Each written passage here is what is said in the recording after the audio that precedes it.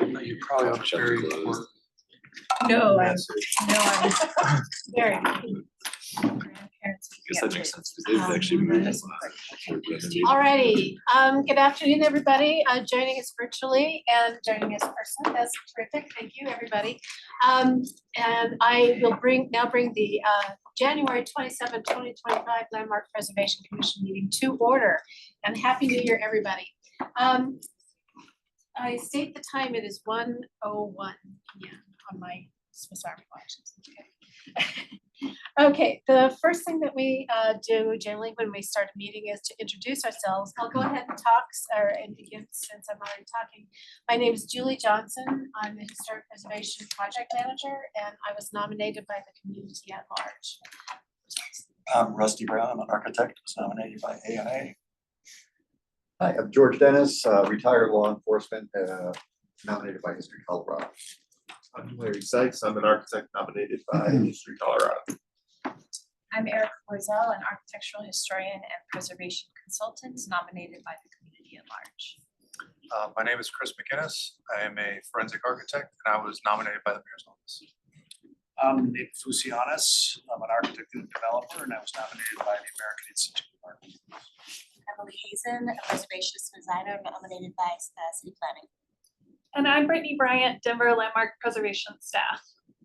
Thanks, everybody. All right, the first thing that we do is we have some meeting records for approval. The first thing we need to do is talk about audio tips for virtual participants. One, for better sound quality, we encourage you to download Zoom on your desktop, laptop, tablet, or mobile device. You can click audio settings to bring up an additional menu, add a background noise suppression, test your speaker and microphone, adjust their maximum output volumes. Two, for presenters or public commenters, when it is your turn to speak, to mute or unmute, click on the microphone icon at the bottom of your screen. Expanding the menu next to the microphone will reveal additional options. You can select your speaker and microphone devices, and you can test your microphone and speakers, adjust their maximum output volumes. If you still have audio challenges, you can switch to your phone for audio. All right, now we're going to the meeting records for approval. We have two, actually, on the agenda it says November 5. We've actually already approved that one last meeting. So the minutes for November 26, 2024 and December 3rd, 2024 are up for our approval. Commissioners, are there any concerns, any corrections, additions? You okay with those? Do I hear a motion from the floor to accept the minutes as presented? Madam Chair, I'll move to approve the November 26th and December 3rd, 2024 meeting notes. Erica, thank you. Do I hear a second? Second. George has seconded. Thanks, everybody. All in favor, aye? Aye. Any opposed, nay? All right, thank you, staff. The minutes have been approved as presented. All right, then we go to public comment. And this is a public comment for the public to have 2 minutes each for comments about historic preservation in general. Sorry. Oh. We adopted our new public comment policy, so design review comments will also come during this period as well. Okay, then you give them a slide. We do. Okay. All right. So if the members of the public, anybody listening or anyone here in the group who has a public comment on any, obviously you're welcome to make a comment about historic preservation in general if you wish, but you can also make any comment that you wish on any of the design review cases that or projects that we will see later in the meeting. So if you're here in person to make a comment, just raise your hand and we'll get you up here to the table and you can make your comment. If you're joining us virtually, you can click the hand raise button in Zoom. You can dial *9 on your keypad to raise your hand if you're joining by phone. Or you can email landmark@denver.gov.org with your name and phone number if you are having difficulty with either hand raise option. All righty. Would anyone here like to make a comment if you're not part of the applicant team? Okay, that doesn't look like it here. Virtually.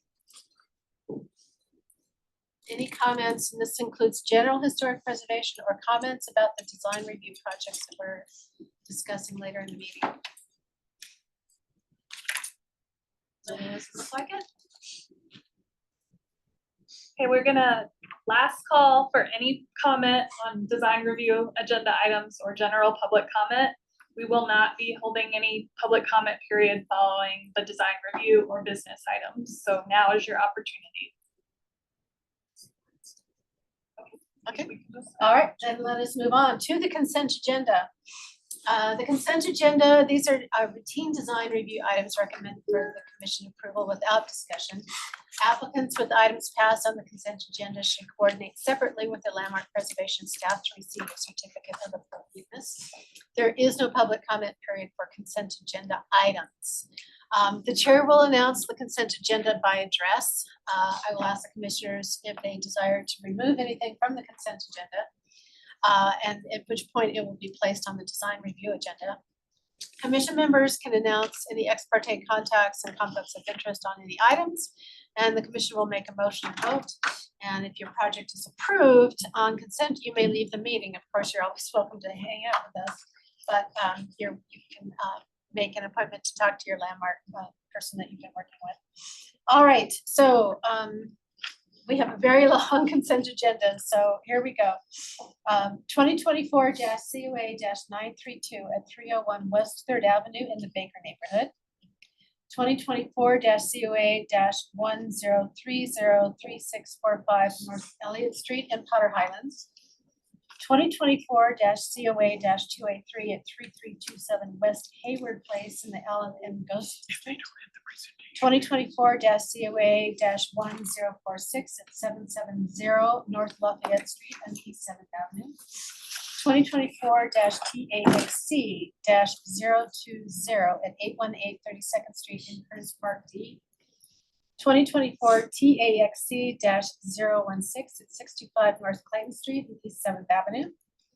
2024-TAXC-012 at 2751 Champa Street and Curtis Park H. 2024-TAXC-022 at 387 North Clarkson Street in Alamogordo, sorry.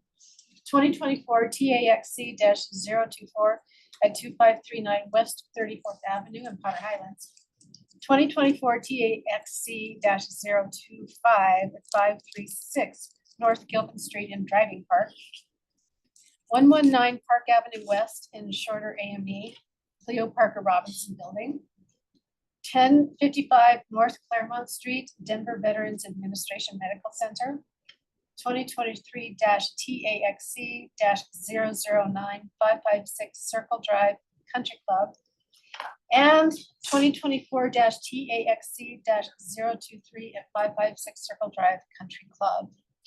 All right, commissioners, does anyone have a desire to remove any of these from the consent agenda? Doesn't look like it. Any members ex parte or conflicts of interest? Yes, I need to excuse myself. I am the applicant for 3645 Elliott Street. Okay, thank you. Commissioner Sykes has recused himself and is leaving the room.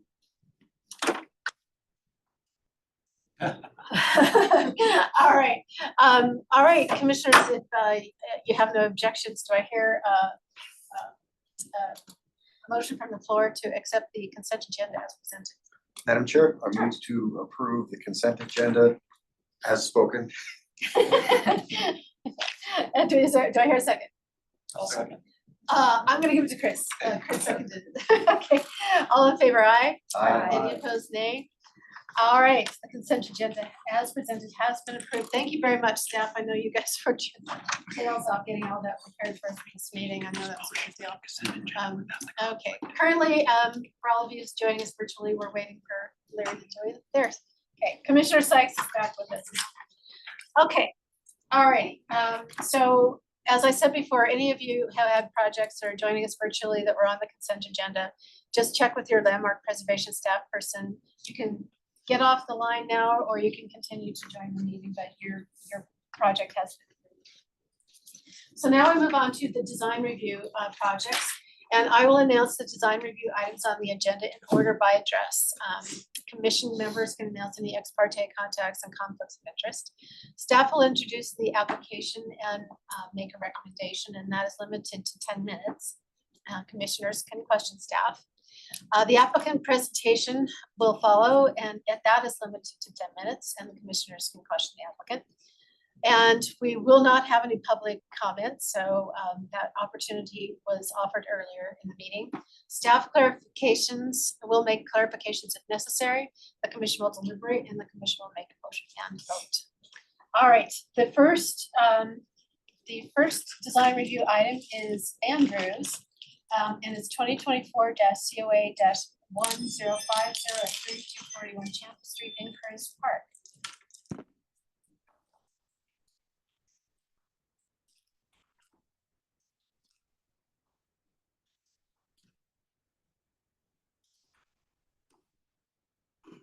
Everybody, I'm Andrew Can you- Happy. Turn on the camera.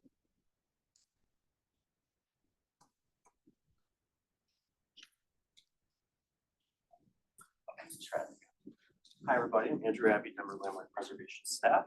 We're looking at 3241 Champa today. It is an 1884 era residence that is classified as a contributing structure to the district. It is described in the district's designation application as a good example of vernacular construction. The application highlights the home's straightforward simplicity akin to the early New England architecture, with its only decorative elements being scrollwork in the gable and the dentils beneath the window caps on the second floor.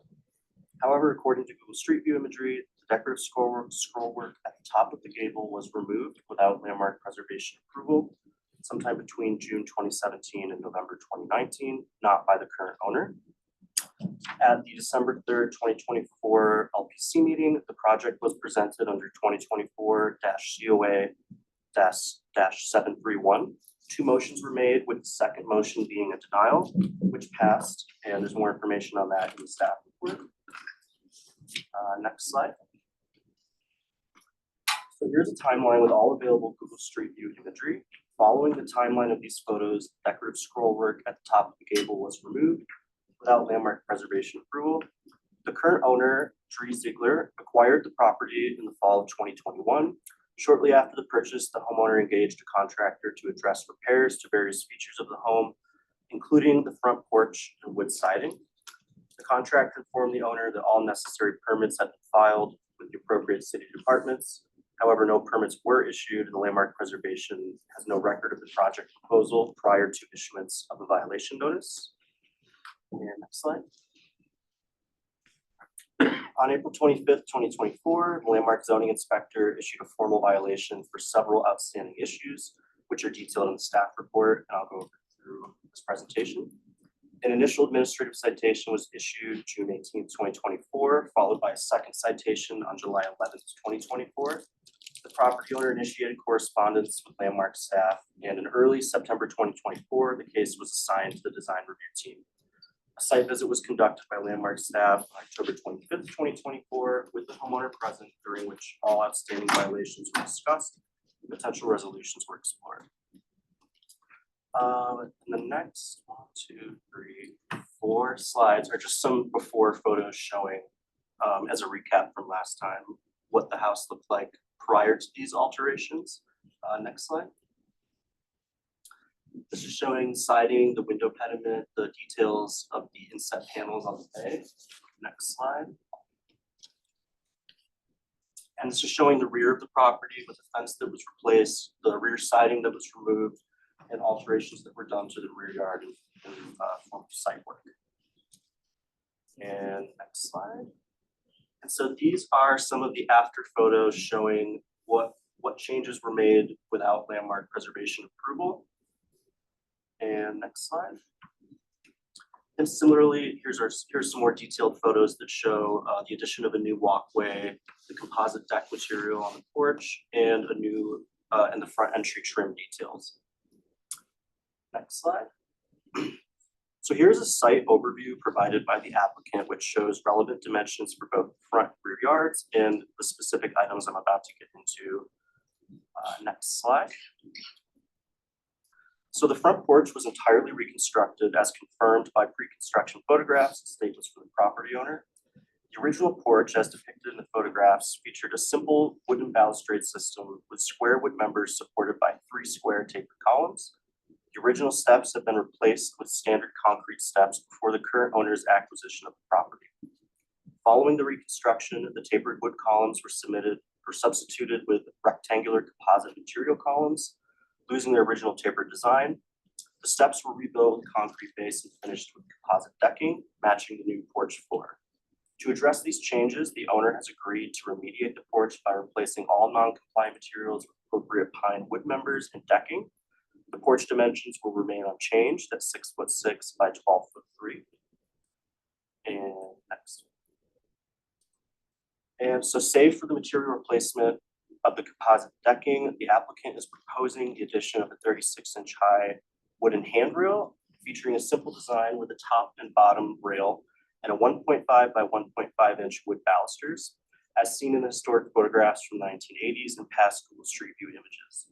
The front steps will be rebuilt to meet current building code standards. Given the significant alterations and loss of the original material, staff is recommending proceeding with the proposed remediation to restore compliance. And so the photo that we're seeing over on the right is the only historic photo that we could find, and this dates to 1981 with the National Register nomination. And we can see that the porch railing, at least in 1980, was still on the house. Next slide.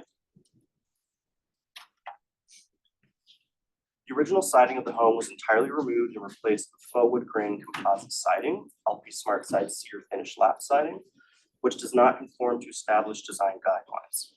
This replacement also included the removal and replacement of ornamental wood detailing above and below the 3 windows on the first story projecting bay. While photos provided by the owner show extensive deterioration across all elevations, Google Street View images indicate prolonged neglect of the property over the past decade. Additionally, the original wood trim around the windows and doors was replaced with composite material, and the dental molding on the upper windows of the front-facing facade was removed and replaced. However, the window units themselves appear to be intact and not changed. To address these issues, the owner proposes to remove the non-compliant faux wood grain siding and trim and replacing them with smooth fiber cement siding featuring a 4-inch exposure to better align with the presumed original exposure width of the house. The frieze board will be replaced with pine, and the decorative gable scrollwork previously removed by a prior owner will be recreated using pine based on fragments of the original design that the owner still has. Next slide. So this is a detail shot showing the inset panels on the bay windows and just a statement from the owner that they are going to, when they replaced these panels, they were not inset and they were faced with composite material that was not meeting our guidelines because of the faux wood grain texturing. And so this proposal should remedy that. Next slide. And the gable scrollwork. In addition to the previously mentioned items, the owner is seeking approval for certain site work items, which are not a concern to staff at this time. These other items described in detail in the staff report are the replacement of a rear yard fence and gate.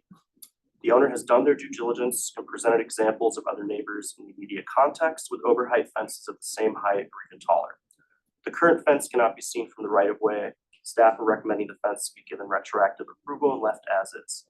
Similarly, a new rear yard poured concrete patio and a new rear yard pergola connected to the existing garage and a front yard walkway repairs and reconstruction.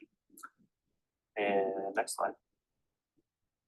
So in conclusion, staff are recommending approval on this project as the proposed remediations are aligned with our current guidelines.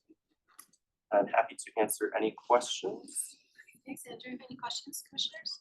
Questions? Okay, great. Andrew, thank you very much. Is the applicant here? Yes. Hi.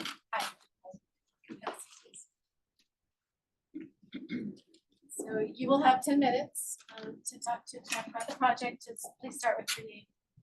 My name is Adrienne Ziegler. I actually don't have anything further to add from last week. I think everybody is aware of what the situation is, so Yeah. we can move forward if you guys would like. Okay. Well, hang on, commissioners, do you have any questions for the applicant? I have a question. Are you paying, is the contractor helping you pay for this, or are you having to repay for all this new work yourself? The contractor, I've made it clear to the contractor that I expect that to be their expense. Okay. We have not had further discussions. It's all kind of pending what comes out of this, so. So like the new stuff, the new scroll with at the gable, you'll Scroll probably. work was not in the original spec, and that is something that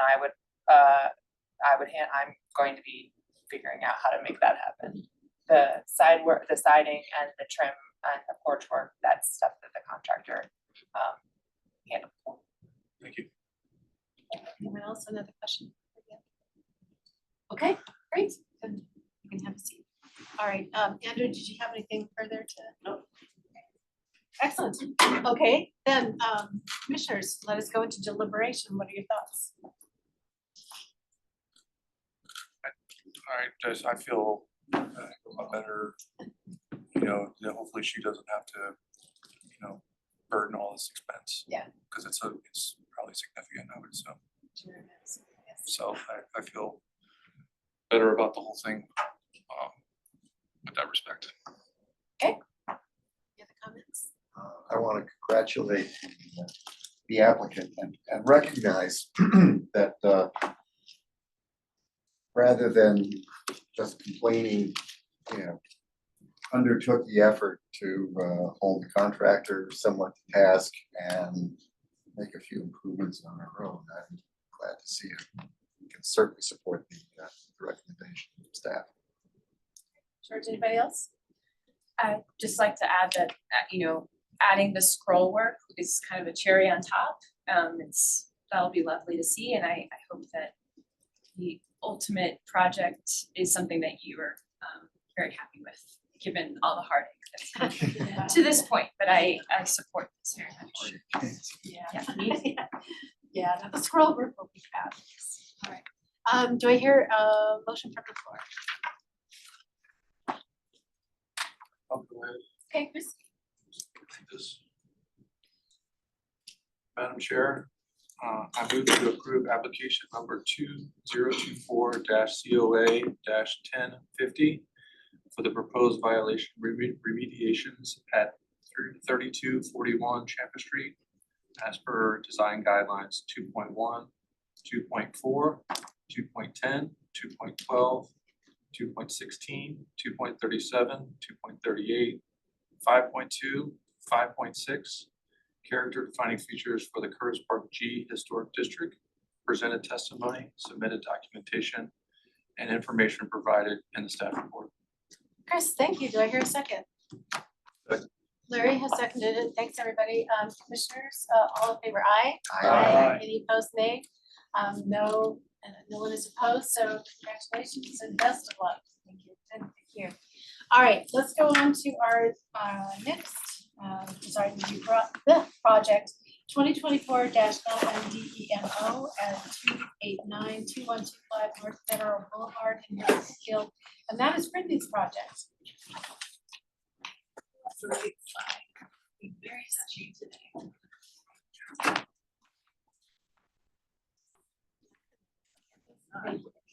So our first application is for the demolition of a non-contributing building in the Witter-Cofield Historic District, located along Federal Boulevard. Here is the building.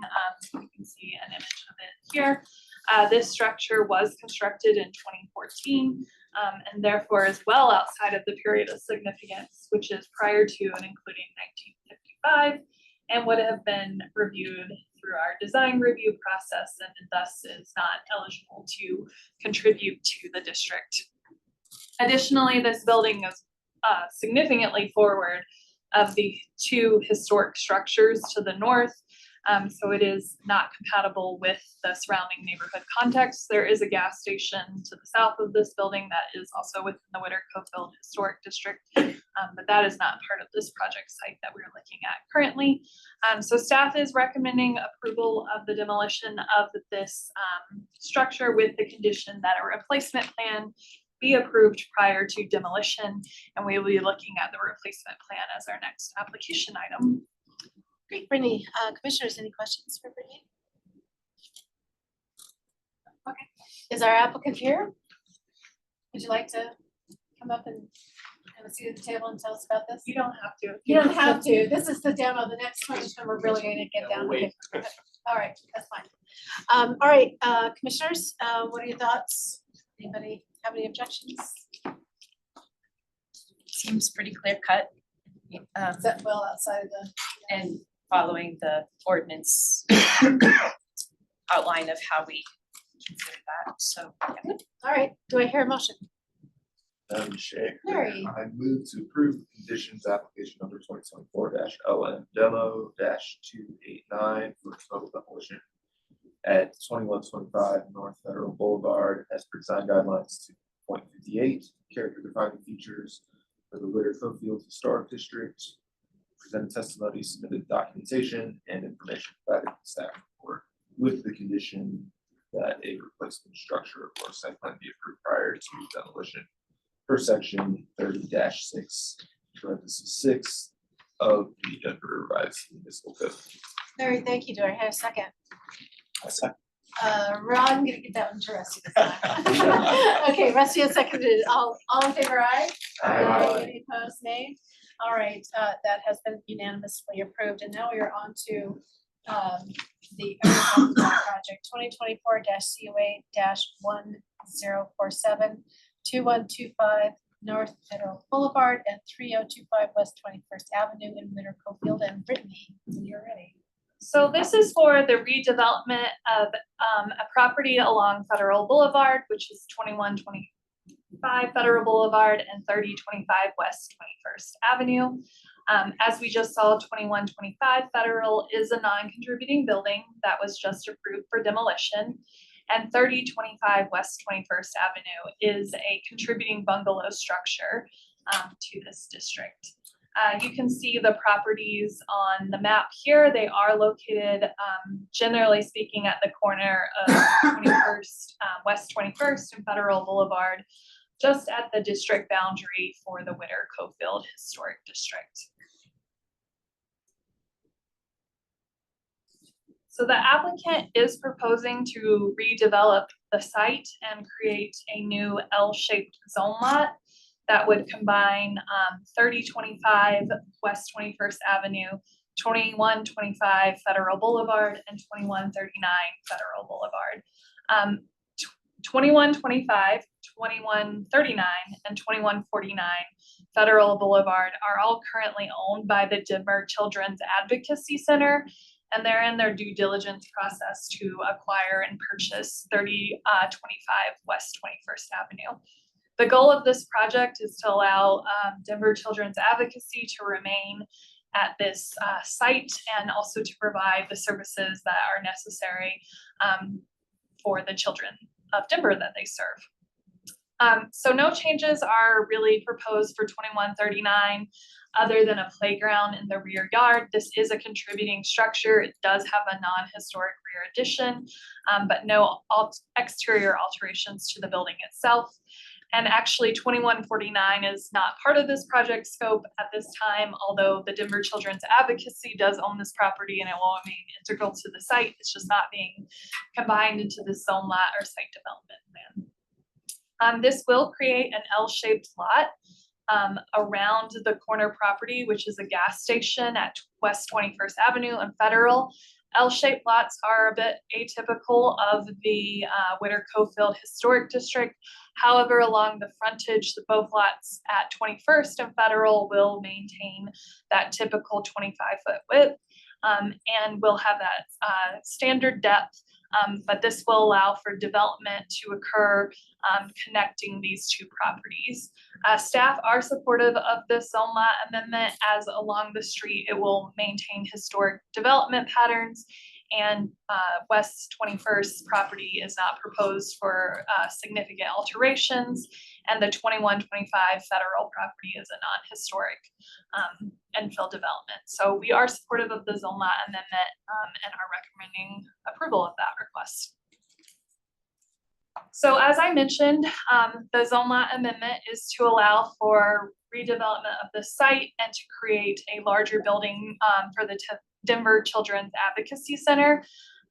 The property along 21st, which is the historic bungalow, will have its original garage that is attached, demolished, and a new connector addition constructed, and then an L-shaped building that goes along to Federal Boulevard will be constructed. So here you can see the proposed and existing site plan. And again, no changes really proposed for the historic property at 2149 other than a playground will be added to the rear yard. This is currently parking space, and it will be converted back to a yard, so staff are supportive of that as that is in context with residential use, returning it more to a active yard space than parking. This is along a protected district as well, which is part of the placement of the new development more eastwardly along the site, and then for the parking along the alley. All of the parking will be screened and will not be visible due to the new development, either by the historic bungalow along 21st or the new development that runs to the north and then along Federal Boulevard. So those are the major changes to the site. In terms of alterations to 3025 West 21st Avenue, they are somewhat minimal. The applicant is proposing to demolish the original attached garage to the structure. Here you can see what is proposed for demolition. This is original to the home, however, it is located at the rear and is the garage structure. So staff are supportive of this demolition as it has minimal change to the overall original massing and scale of the bungalow structure located at 3025 West 21st Avenue. And then a small portion of 8 feet in width and 9 feet in height will also be demolished from the north wall to allow for that connector addition for the new development to connect the historic bungalow with the new development for DC/AC. So again, here is the proposed floor plan and roof plan for the space. Again, this will be used by the Denver Children's Advocacy Center, and they are hoping to house all of the services on site that they need to serve children, which includes the Denver Police Department, Denver Health, Denver Children's Advocacy Center offices, the district attorney, and then obviously all buildings need utility space, so there is some small utility space involved as well. You can see that connector addition. It is inset from the historic bungalow a significant distance on the west facade and as well as the east facade, and is essentially just a one-story connector addition.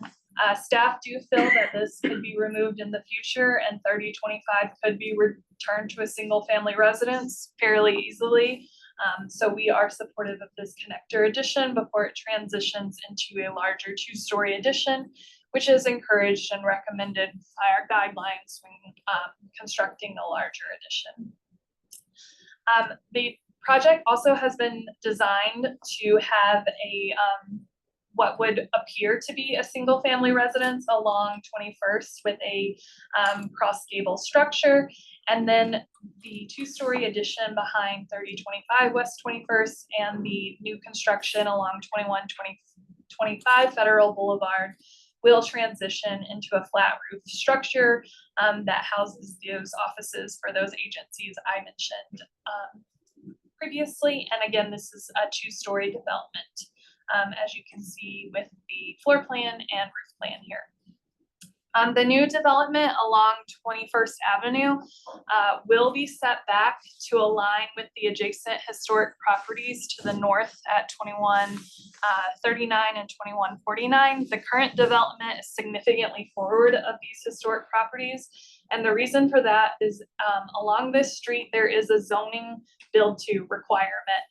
So the applicant is requesting an administrative adjustment for non-compliance with the build-to match the setback, generally speaking, of the adjacent historic development to the north. Staff are supportive of this as it restores the historic front yard setback and is contextual with the Witter-Cofield surrounding context. So I'm just going to walk you through the elevations of this proposed development, which is 35 feet 6 inches in height at its tallest point. And those are the gable roof ridges of the development along Federal and the 2-story development behind the bungalow at 21st. So along the south elevation, you can see the new two-story development that it will be behind the bungalow that again is connected by that small one-story connector addition that is really minimal in footprint. That is a cross gable structure that has been designed to kind of reflect the architectural proportions and roof slope of the bungalow structure as recommended by our design guidelines. Additionally, this structure does have a craftsman style appearance and will have paired windows that are similar to the craftsman bungalow that is located along 21st Avenue. As the structure goes north behind the bungalow, it does again transition into that one-story structure with paired windows, or sorry, two-story structure with paired windows with a flat roof. At what we have in the office been calling the elbow, the structure will change into more of a set of paired windows to kind of create an entry element along the alley where many of the parking will be. So this is also a primary entrance for this structure.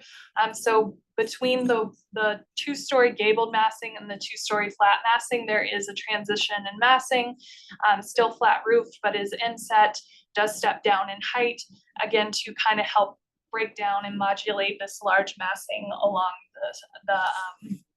the street.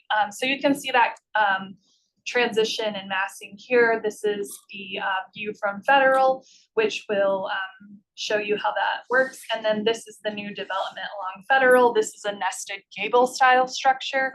It does have a one-story full width porch. And again, it does have paired windows similar to the rest of the development along the street. Staff would like to note that it does have what we are potentially calling a high forehead. However, the pitch of the roof was designed to be complementary to the pitch of the roof of the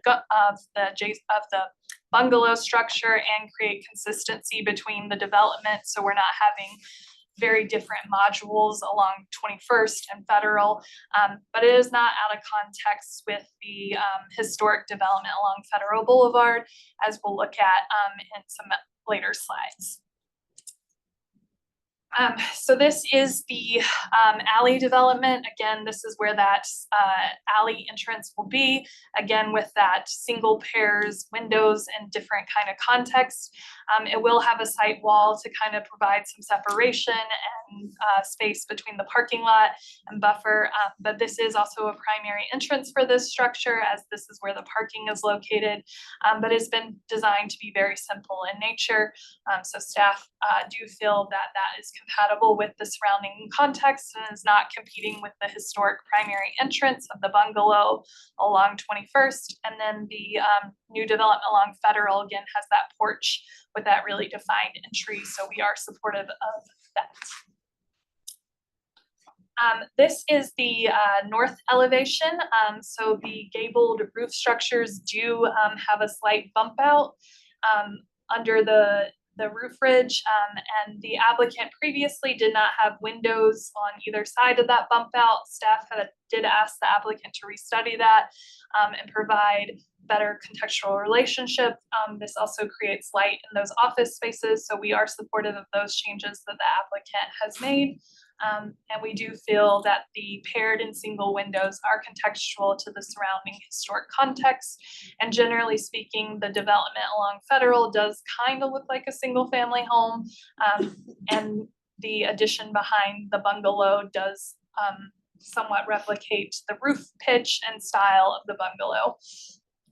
So again, we are supportive of this development. And then just looking at the compatibility context. So the section or the enlarged elevations at the bottom of the screen labeled 5 are the new proposed development, and the east elevation and south elevation labeled 1 and 2 on the screen are the existing bungalow structure. So you can see those paired and single windows that you see on the bungalow that are really the driving inspiration for the paired and single windows on the proposed new development. However, other historic structures within the Whittier-Cofield Historic District do have paired windows. We just have a few examples of those here on the screen. Nested gables are fairly common within the Whittier-Cofield Historic District as well. The one on your screen is more of a gable on pyramid roof, but nested gables are found within this district. This nested gable is a bit narrow, however, we don't find that it is out of context with the district, because it is also trying to relate to the Craftsman bungalow that we have on 21st and not create different architectural modules between that L-shaped unit that we see for this development. Bungalow style porches are very common within the Whittier-Cofield Historic District, so the applicant is pulling from that exposed truss element that you see for the porch inspiration for the development along Federal, and it will have a similar porch foundation and height as to the historic bungalow. So again, it's creating a link between the bungalow, but also creating contextual new infill development to the surrounding historic context. So just moving along to the development along Federal. Again, this is the massing that you will see along Federal with that nested gable form. The adjacent structure does have that two-story height porch and is a gable roof structure with a cross gable, and then the corner property, which is also a contributing structure, is an has a projecting octagonal bay with a gable detail. So we do feel that that narrow or nested gable proportion is kind of picking up on those narrow or nested gable proportions that you see on the adjacent historic development. And you can see that they have fairly steeply pitched roofs with large gable faces that face onto the street. So we do feel that this new development is of its time, but is compatible with the surrounding historic context, as the applicant has made an effort to create a connector addition to the bungalow along 21st, a porch along Federal, has created paired windows, which are contextual to the Whittier-Cofield Historic District, and the immediate historic structures that will be part of this development. And we do feel that the applicant can further kind of define some of these contextual elements in the phase 2 design detail phase. In terms of floor to floor heights, this does have pretty standard office floor heights because this is an office space, but they're 8'6", so you can see how the windows relate to the interior space of the typical section through the gable portion and the flat roof portion of the structure. That will have a continuous ceiling height, so there won't be a kind of a change in those spaces for those uses.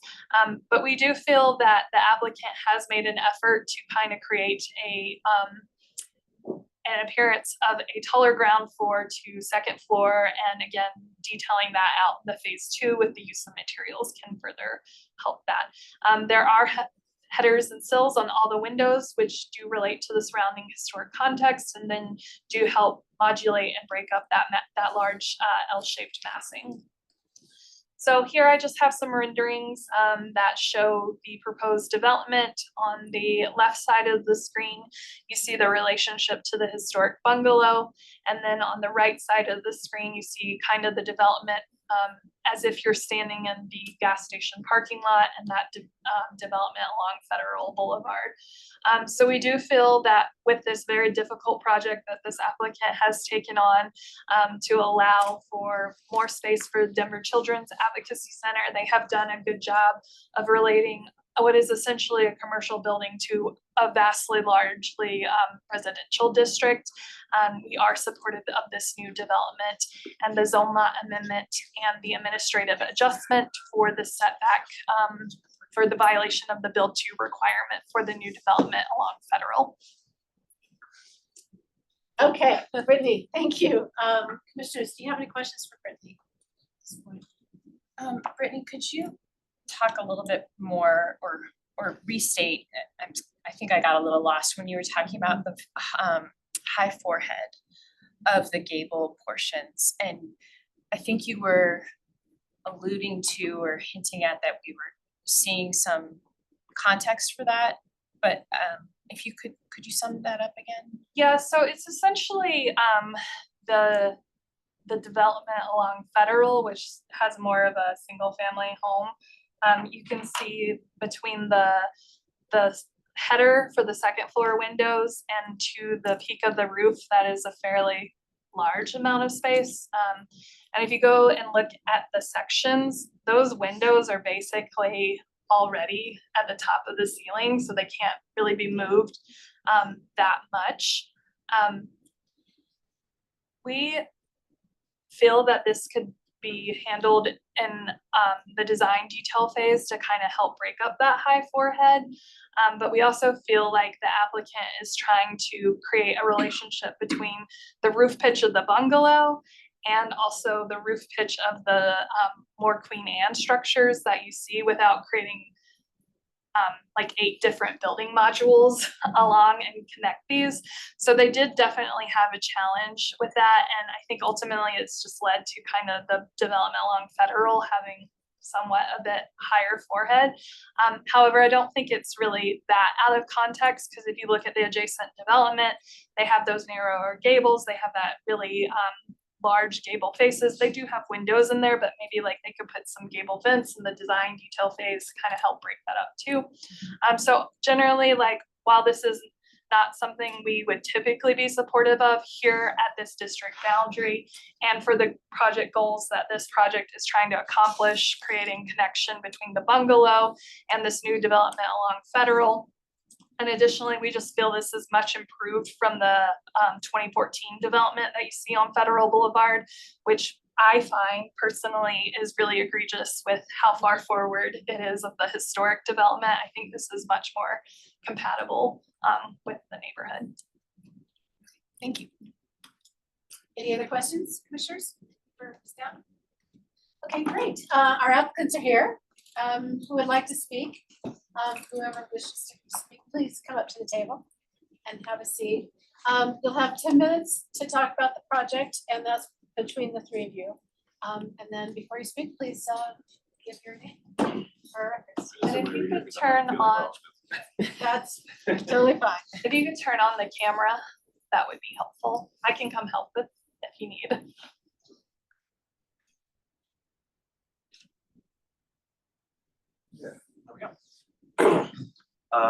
Thank you, Brittany. Appreciate your rundown of the project. Thank you, commissioners and Madam Chairwoman. My name is Will Bronson. I'm the executive director of the Denver Children's Advocacy Center. I'm just going to talk for a minute to explain what we do. We're a nonprofit. We do 3 things. So we respond to immediate allegations of child sex abuse and horrific domestic violence. So when we don't exist, a child has to go basically re-traumatize themselves. They're telling their story to the DA's office, to Health and Human Services, to law enforcement, going to Denver Health. What we do is we do these interviews in one place. It's a child-friendly environment. We have a forensic interviewer who does the interviews. They're an expert at talking to kids. Meanwhile, we have the DA, we have DHS, and we have law enforcement watching the interview from like a closed circuit television. Near the end of the interview, the interviewer leaves, makes sure there are any questions that we need to ask from law enforcement, from the DA's office, comes back to ask those questions. So the child doesn't have to tell their story over and over again, which is typically the worst day of their lives. So we do all this again in one child-friendly environment. That's what we're proposing here. The 2 other things we do is we have a team of therapists, experts in child trauma. They work with kids who we see through our that rapid response program I just described, but also see kids throughout the community. And then the 3rd thing we do is prevention. So we have a program called Safe from the Start. We saw 5,500 kids this year, 2024, telling about what's safe touch, what's unsafe touch, what abuse is. Kids don't often know they're being abused. It's really terrible stuff. We don't charge our clients anything. Again, we're a nonprofit, and we're looking to expand so we can do all this under one roof. So with that, I want to give it to Davis Architects, who will describe each one of our plans. Great, thank you. Afternoon, I'm Ben Calici, an architect with Davis Partnership, joined by my colleague David Daniel and then John Glenn over there. Brittany knocked it out of the park. Basically gave my whole presentation, so thank you for that comprehensive review. I think this will be a little bit shorter on our end. Maybe just to underline one of the points or one of the areas in the slideshow there.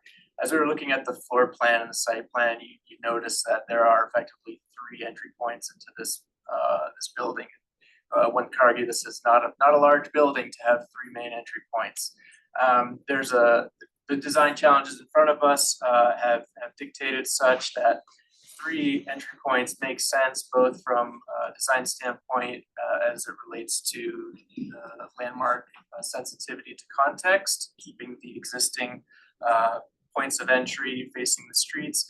And then there's a practical advantage to having the 3rd entry point off of the alley that Brittany pointed out. It relates to what Will's describing, where we have some sensitivities around circulation paths, and a child arriving at this campus for treatment, to use his words, on the worst day of their lives, it doesn't make sense, or it doesn't help their situation to have them walking in the same door as a representative from the police department or Denver Health in lab coats. You get where I'm going with this. So effectively, the street entries are going to be available more for staff use.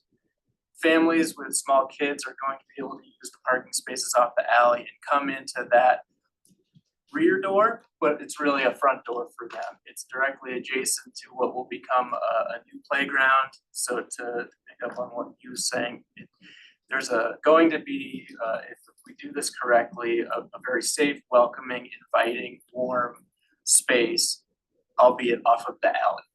So it's turning some design cues on its head to some degree compared to some projects we might typically see.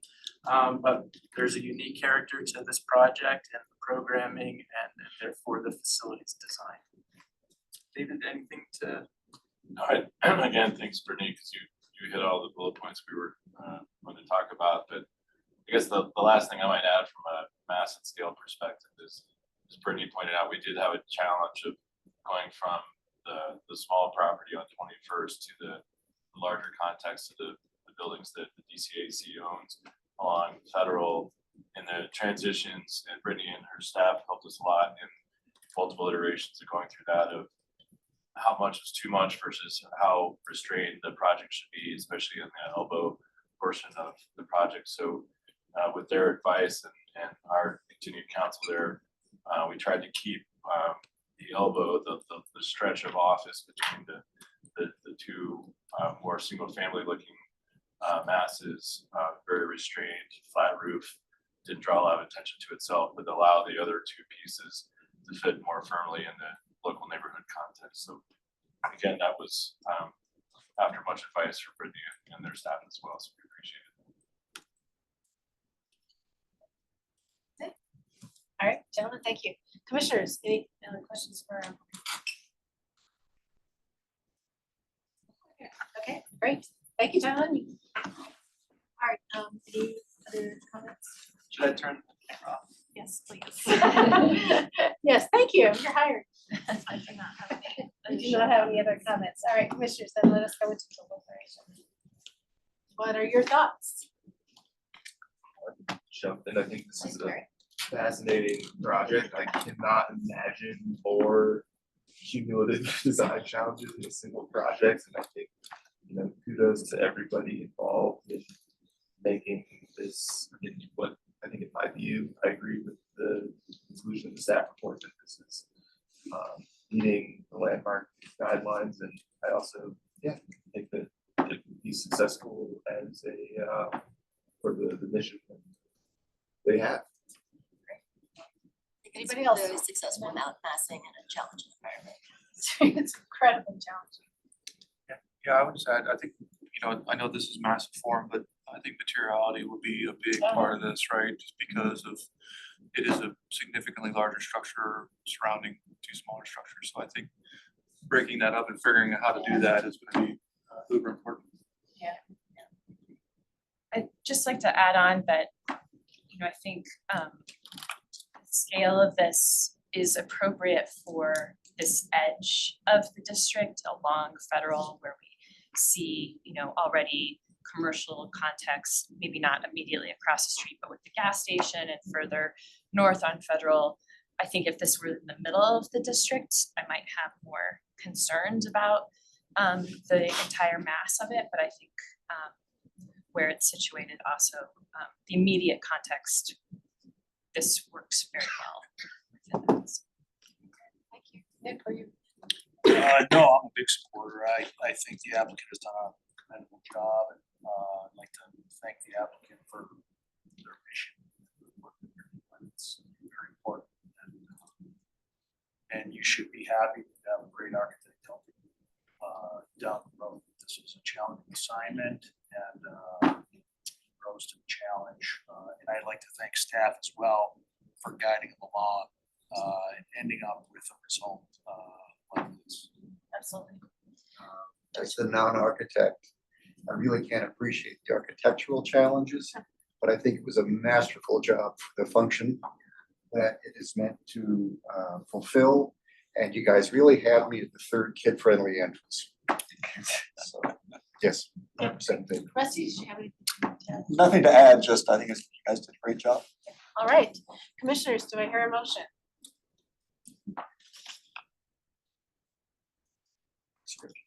There it is, right there.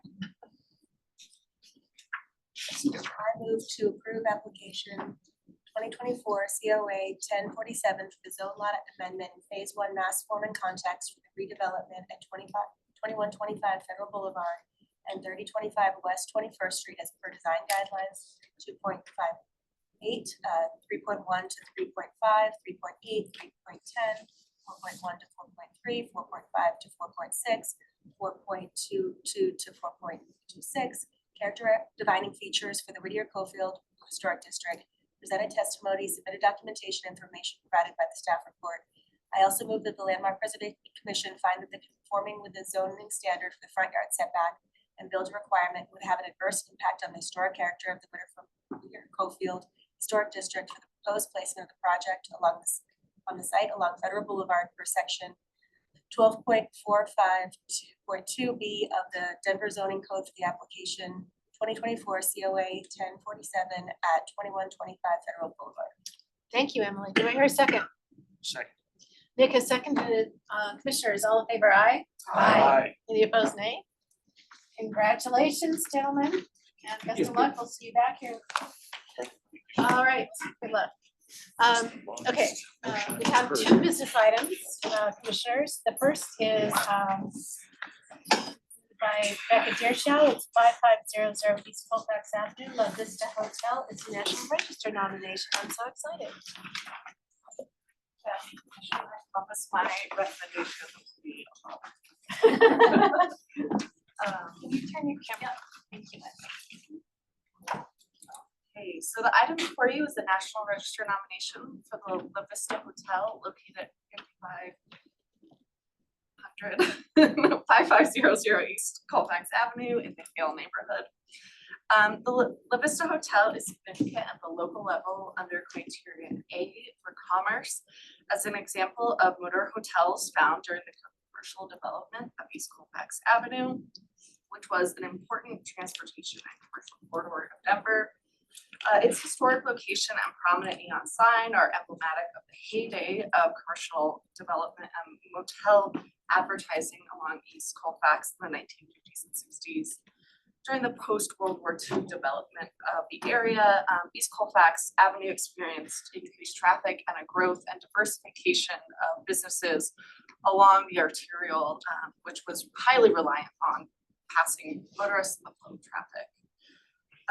Motels and places of transient housing were needed, especially as we also had a growing tourism boom. They typically traveled along Colfax pre-I-70 at the highway. So motels constructed along this part of East Colfax Avenue are representative of the commerce and business activity that took place along it. Roadside motels allowed people to stay overnight and enhanced its commercial activity and economic well-being. And the building has a period of significance from 1956, which was the year of construction, to 1975, which is 50 years to the present. So that was all in the designation application before you. And then next slide. We did want to talk about another criterion that the hotel was proposed to be listed under, which is criterion C for architecture. Staff does disagree with the application's assessment of the building's design and material integrity. Brittany, will you go to the next slide for me? The building has had several changes to its design in the early 2000s, which has greatly altered the architectural character of the building. Historic photographs show the structure to have balconies that are lined with multicolored panels and slim columns. The resulting design, which you can see on the right here in a little detail and in your staff report, is bright and airy with good views towards the mountains, hence the name La Vista.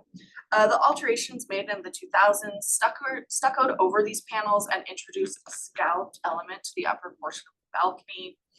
The stucco has been painted a solid red with a diamond motif, and this all lends to a heaviness of design of the structure and removes the colorfulness and whimsy, which is characteristic of the mid-century modern design. This change also significantly alters the character of the design, making the balconies feel enclosed rather than open and airy.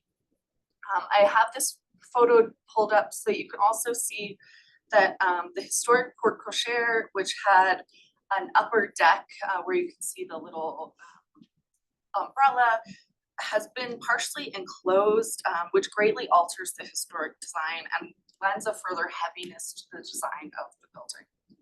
For these reasons, Landmark staff is recommending that the application remove criterion C as an area of significance due to a loss of integrity of design, materials, and workmanship.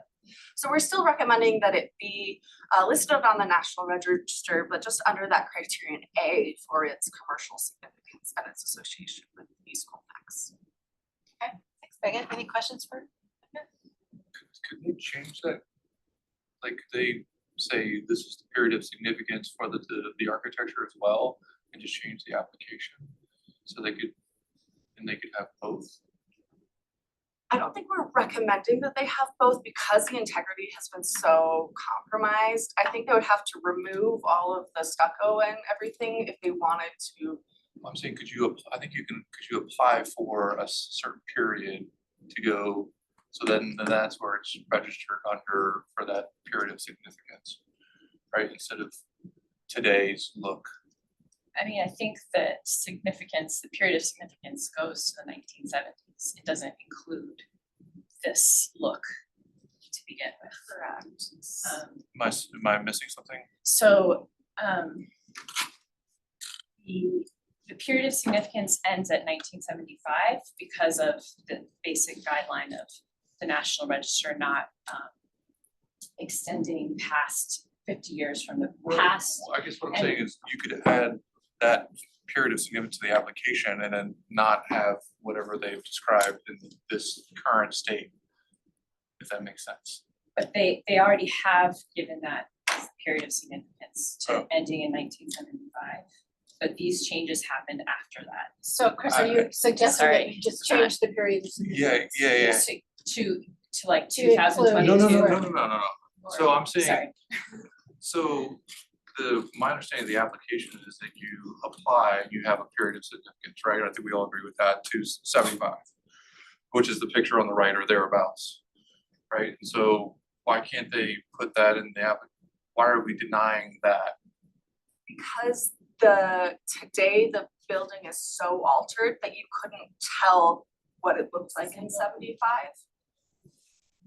If you were standing there today, you wouldn't say, oh, I can see the mid-century architecture of. Right, if they were gonna do anything, they would have to restore it back to the 75 condition. Not on the National Register. Not necessarily, because you had that in because you have architecture in your application. No, just because the period of significance ends in 75. Well, a National Register listing doesn't require you to do anything with your property. Right. But if you were to. If you were to, and you were to get tax credits, if you were to get money then you would have to work to probably bring it back to some sort of, not even necessarily close to the period of significance, but And in some ways, by removing the criterion C for architecture, I think it will give them a little more flexibility as they're moving forward with the project if they want tax credits, because they don't need to have that significance of the architecture. I could So- also, sorry, I just wanna throw out there though that I personally I agree. I know, I feel like you're not, we haven't Maybe I'm not fully articulating it. answered your question, so I apologize for not being clear myself, but I agree with it not being significant for architecture because of its lack of historic integrity. I actually think these changes from the 2020s is enough that I don't think it's significant for criterion A for commerce either. I think it's altered it so much that it's when we're establishing a period of significance, we're then supposed to analyze the integrity against that period of significance. And when these alterations are so large and they're well with, past that period, I think it denigrates the integrity enough that I don't think it should be listed at all. So I'll be honest, I agree with Erica. I do have a question. So I see the fence of death in front of in front of the motel. Which is important to Yeah. keep out of your head. right? Yeah, I know, except that obviously it's not being used. So if we're recommending it under the criterion A commercial use, it's not being used, so. It is just, this is just security, so that people aren't going in. They're getting it unnecessary anyway, site. trust me. Yeah, so we don't I had a have bad week last week at work. Yeah. Cause I don't see the difference. Well, so use isn't the same as significance either. Yeah, you're right. But if we're talking about a historic use, such as commerce, as serving as a motel along a important thoroughway into the city through the 1970s. I get that. I agree with that as like a area of significance. However, then looking at how it's changed since that period, I think it's changed so much that I don't think it has high enough historic integrity for either. That's my opinion. Chris, I apologize if I feel like You know Yeah, more than I I do, feel so. like we all have kind of have the same concerns. So Becca, Yeah. do you have any idea how long it's been vacant? No, I know it is slated for adaptive reuse and they are pursuing tax credits. Okay, I should probably recuse myself then because I don't think that. Oh, okay. This is what, yeah. So do I need to recuse myself? I didn't put two together until just now. I think that's a question for our attorney. Our You attorney, could disclose your relationship, so I could give you some it's better just advice. if we're just personal friends with the developers. Or do you feel you can make a fair and impartial determination on sure. this application? I do believe so, yeah, certainly. Until you have a Then drink. you do not necessarily need to recuse yourself. I mean, well, I don't know, it wasn't, but. Never- Denver never and the result. preservation world is very small, so it is Yeah. likely that, Yeah, that's true. No, that everybody knows almost everybody who does the application. it's true. I mean, I do believe that I could. But that's, You don't stand to gain by I do not stand to gain, no. participate. Okay. I also just wanna share, like, many of the National Register nominations that we've been looking at on the consent agenda are amendments for various reasons. They could always, in theory, restore and get an amendment for that criteria. If that is the concern, I'm not sure I fully understand your question either, Chris, but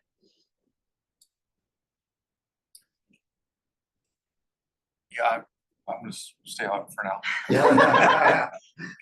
I feel like I'm not articulating my point very well. So Becca, I don't need to make you speculate, but what does staff think about the chances of this being put on the register? I'm not sure of the history of where the application came from, or anything, so. It's hard to know. It's hard to know. I know, that was a fair Yeah, meeting. Becca, I think Kara has something to say. having Okay. hauled I think George and has. arrested any number of people out of that hotel. Okay, George is a former policeman. Well, these were parole violations or drug usage or whatever. I don't know what kind of commerce you're referring to, but since 1975, I can tell you what kind of commerce is going on there. But, I don't know if that's relevant to this application. And the only thing I found out there was that did get one guy a job that he could afford to move out of that place. These were Denver City vouchers that Yeah. housed people. And as far as the architecture goes, this is a worse example than what we dealt with last week. And I can't support historic designation for either something I don't recognize or commerce that I don't think Denver would be proud of. I think Kara has Kara. comments, Hi, but Kara. also Jen did let us know in the chat that they are intending to renovate this for future boutique hotel use, so it would be reestablishing the historic use. Yes, Yeah. I believe that, so I've spoken informally with History Colorado, and it is integral to the developer's ability to fund this and rehab the building to get it listed on the National Register and take tax credits. They will be attempting to restore it to us, to be closer to what it historically looked like. I just want us to be careful that we wouldn't stop the process of the redevelopment. That's just, so that's just the History Colorado is. Could it be listed on the state register and still be eligible for tax credits? Not National Register tax, not federal tax credits. But it could apply for state tax credits, get it to a point that has better integrity.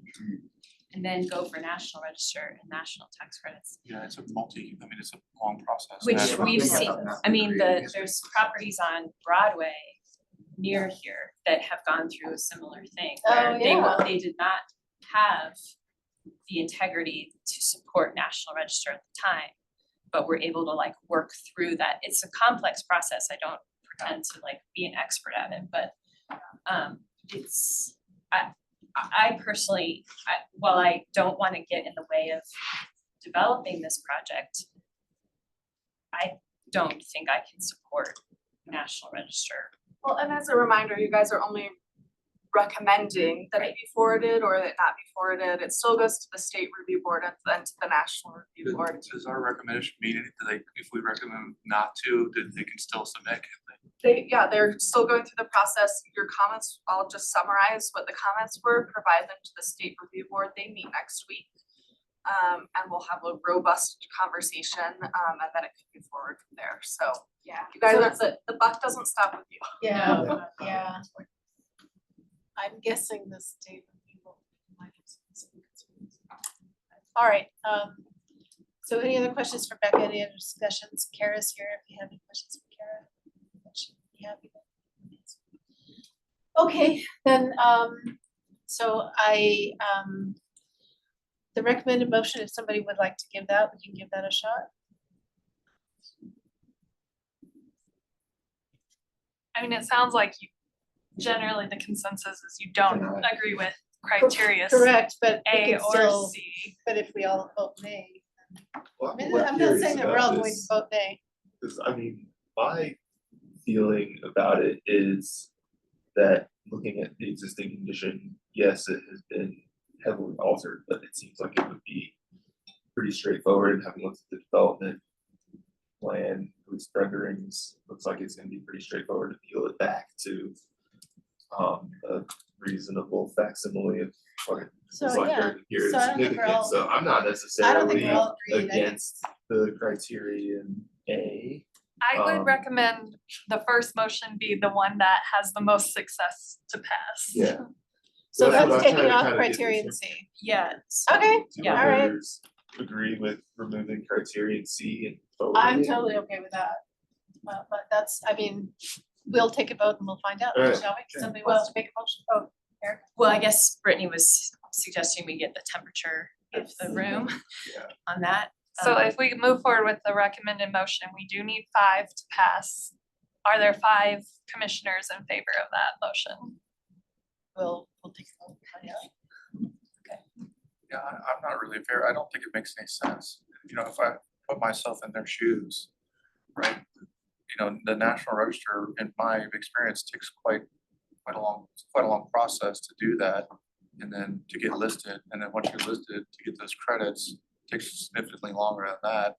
So it seems like they're putting the cart before the horse, in my point. Maybe that's not my purview, but yeah, just to say to approve, I don't know. So, okay, Brittany, so basically that's 2 motions. No, this is the staff recommended motion.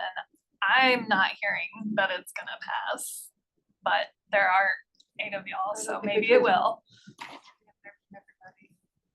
Yeah, this motion is really an approval with conditions. Yeah.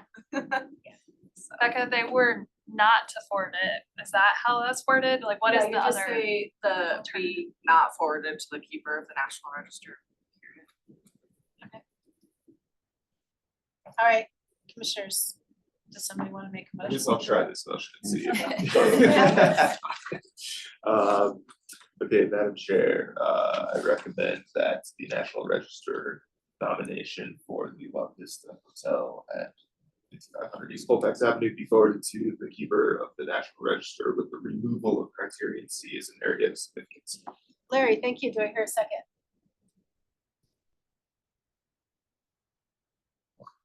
Do I hear a second? If someone just seconds them, they can vote. Yeah, if you second, then we can vote and move on. This is why I was. Sure, I'll second. Rusty, What's second. for it? I'm gonna give you that one, Rusty. And even if you made the motion or seconded it, you can vote To vote. differently. Yes, okay. All right, commissioners are gonna take a vote. All in favor, aye? Aye. 1, Larry, all opposed, nay? Nay. Is that all the Is that commission? everybody? Are there any abstentions?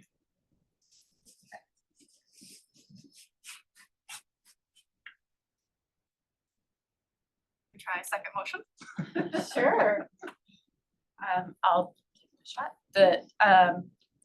I move to not forward the National Register nomination for the La Vista Hotel at 5500 East Colfax Avenue to the keeper of the National Register. Do I hear a second? Second. Krista seconded it. Can we get a friendly amendment that it's recommending? It's not Yes. forwarded? Recommending, or Recommending not forwarding. do you accept? Well, we have to get a friendly amendment I- from the commissioner, right? I can make the friendly amendment to myself. Yeah. To that it be a recommendation of not forwarding. Do you accept that? I second. Chris? accept. Okay, you accept, okay, great, all right, all in favor, aye? Aye. Any opposed, nay? Larry's nay. All right, but the application will continue to go to the review. Yes. I'll summarize all of these comments. Okay, great, let me know how it goes. Thank you very much, Becca. Of course. All right, the next one is 2404 North Clarkson Street, the Soldiers and Sailors Club, and that's Tara Hahn.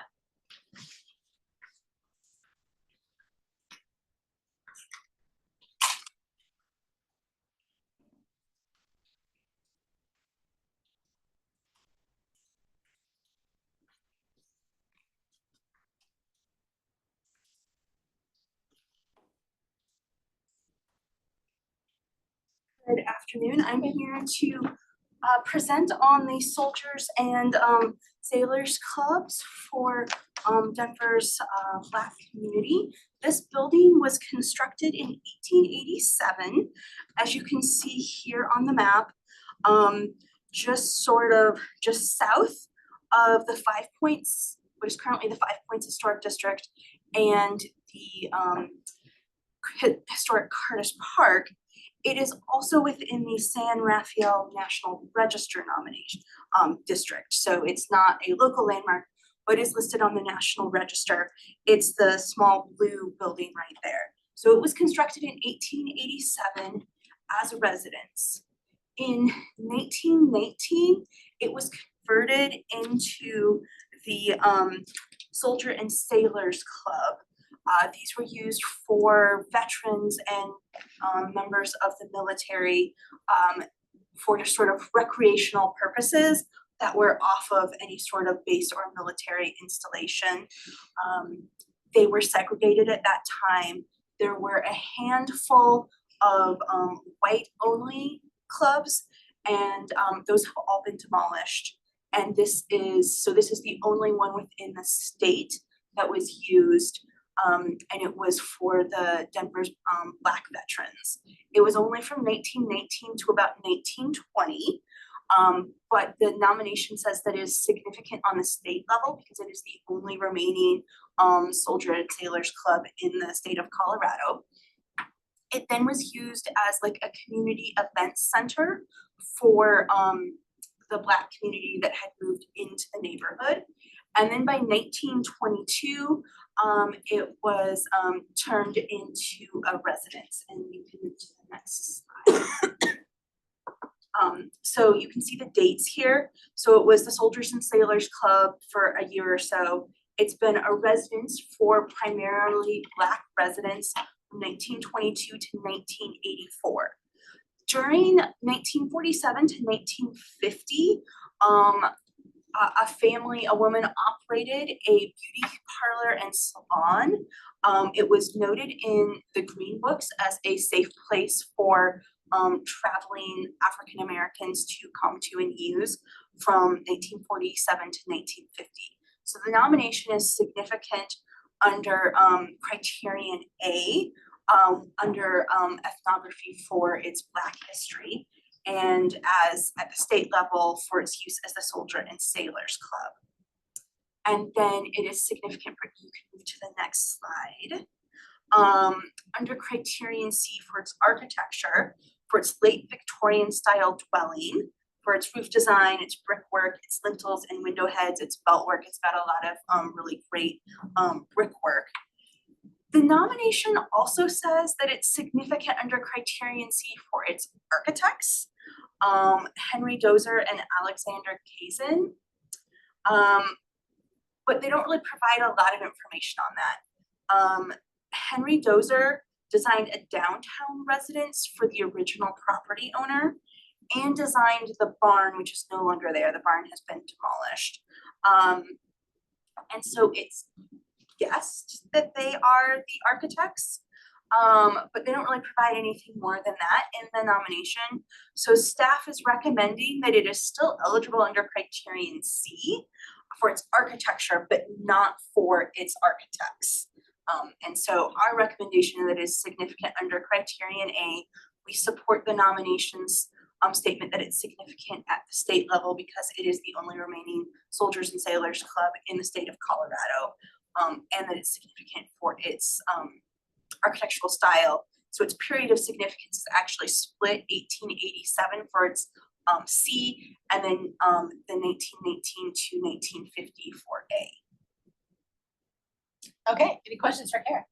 And you recommend, so the statement of significance for criterion C references the associations with the architects, and you're recommending that any information within that statement that is not already within like the contextual development be moved to that discussion, so that it's still discussed as like a possibility to point the way for if future researchers are somehow able to determine for sure that they're the architects, but that it's not provided as a basis for criteria. Correct. Or that additional information. So this comes to us like 60 days before it comes to the state review board. So there's oftentimes we are getting a slightly earlier draft than what's actually going to the state review board. So it could be that additional information is provided and that's already been given in their draft. But yeah, unless additional information is provided, that yes, it's just moved to the historic context. Other questions for Kara? Okay, thanks, Kara. All right, commissioners, what do you think? I think it's poetically the only segregated club is the one left standing last, so. And that on its own, as well as being a fine looking I house. know, it is a beautiful Um, building. I drive by Yes, all I the can, time. I can certainly support recommend. Any other commissioners? Okay, do I hear a motion? Madam Chair? No, go for it, George.